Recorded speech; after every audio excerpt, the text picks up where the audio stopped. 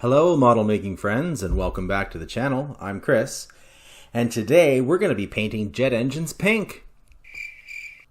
Okay, don't worry, this will all make sense in a minute.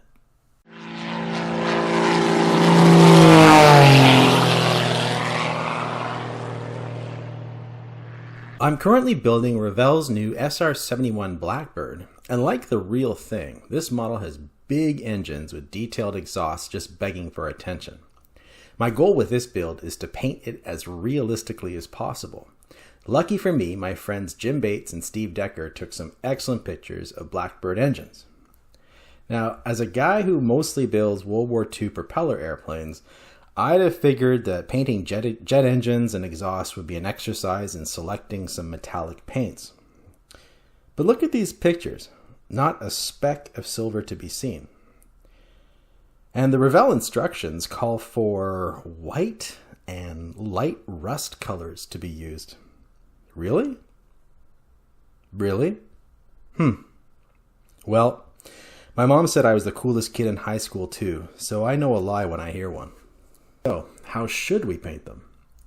There are four main areas to replicate on this exhaust tube, and I broke them down into sections as follows. Way at the back is the burner can. Next, the pale orange inner exhaust. Then we have the outer exhaust, which has all sorts of colors, starting with a reddish pink terracotta color, and having grayish ribs, and covering it all I see a blue-green hue. And finally, there are the exhaust feathers. Now these are more of a heat-stained dark metallic color, but the model part has these in the closed position. So not much of this color is going to be seen on the model. There are no specific paints for this, so I had to mix my own. And as you can see, there was as much experimenting as a repressed liberal arts major does in her first 4 weeks of college. Starting with the burner can, this was by far the simplest component to paint. Actually, big kudos to Revell for making this a removable part, because then it makes this whole painting exercise much easier. I just painted the raised detail titanium gold after airbrushing it NATO black, but I think you can also easily substitute a copper color. The color mix I chose for the inner faded orange part is up on the screen. It's a combination of white, orange, and flesh from Tamiya. Ultimately, I found this mix to be a bit too vibrant, so when I did it again, I used a lot more white to wash it out a bit more. That said, I did fix this up using Tamiya pigments at the end of this build. To separate the pink from the orange, I made a simple circular mask out of Post-it note paper. I didn't have a precise measurement of the inside of the burner can. I just stuffed it in there with a toothpick in order to place it.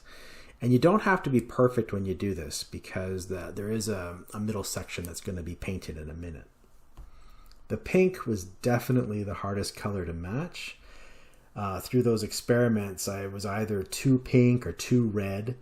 Eventually, I incorporated some red-brown into the mix, and the closest approximation is up on the screen. It doesn't have to be super close, however, because you're going to be placing some gray wash between these ribs in order to simulate those gray ribs. To simulate the gray ribs in the outer exhaust, I used MIG Ammo's Nature Effects Light Dust. And boy, did I cake that on sloppy. I wanted to get as much of that washed out gray color between the ribs as I could, but not make it completely uniform. And once it dried, which took well over an hour, hour and a half, I wiped away the excess with a Q-tip. I next replicated the dark band between the orange and the pink with some Tamiya smoke, and that's a product I almost never use. I sprayed mostly on the mask, but occasionally I aimed it at the point where the mask contacts the tube. I wanted this area to be darker between the colors, but I didn't want a stark black line. Here's where I was at the end of the painting process for the exhaust tube. And right before this shot, I sprayed a very thin mix of clear green over the pink and gray area. It's barely noticeable, but it does tie the two colors together. However, I wasn't really happy with the orange. It was just too stark to my eye. And I thought of spraying a light coat of gray or maybe white, but I wanted a bit more control. So I used some Tamiya white weathering powder to tone down the orange. And I think mine might be a bit old because it was a bit chunky. So I had to do a couple of passes to get it to the point that I liked.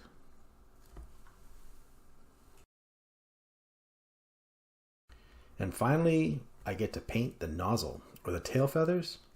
Actually, I'm not sure exactly what this part is called, so if anyone knows, could you please tell me in the comments? I'd really appreciate it.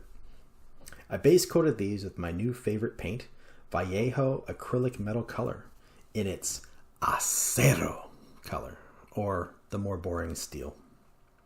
And wow, if you haven't tried this stuff, do yourself a favor and try a bottle.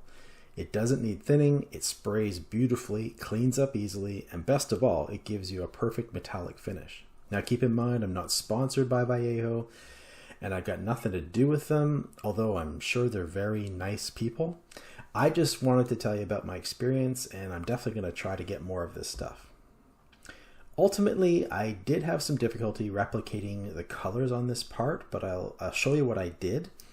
After my base coat was dry, I masked some of the inside panels and sprayed clear green, and I think I went too heavy. And I think it also needed to be a bit more blue. I then tried to replicate that chalky appearance by dry brushing Citadel white over the inside and outside of the part. However, and as I said earlier, the nozzle is in the closed position, and once the entire exhaust is installed in the Blackbird wing, very little bit will actually be seen. But I thought I'd give it a try. Once all the color was on and the finishing products were on, I flat coated everything the lazy man way using Tamiya spray flat. Sometimes it works just as well as airbrushing it. And then I prepared for final assembly, which, by the way, is a very simple affair thanks to the helpful and clever engineering by Revell. And I can report these units both fit nice and snug within the Blackbird's wings. So there you have it, a pretty close approximation of the exhaust colors of the real thing. And I think definitely better than my first instinct of spray painting the whole thing silver and applying a black wash.